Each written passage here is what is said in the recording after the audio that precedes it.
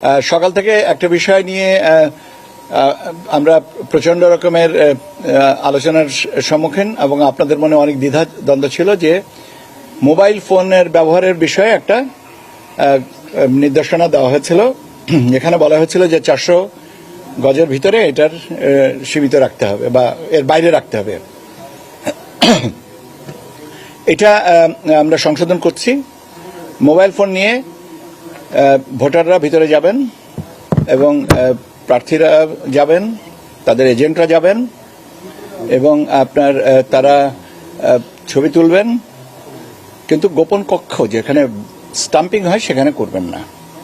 তো এই পরিপত্রটা আমরা সংশোধন করে দিচ্ছি যাতে এর ব্যাপারে কোনো রকমের দ্বিধা না থাকে।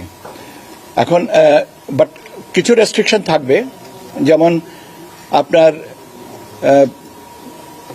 Polling agents, polling officers, assistant presiding officer, তাদের কাছে এটা রাখবো না, রাখার বিষয় নেই।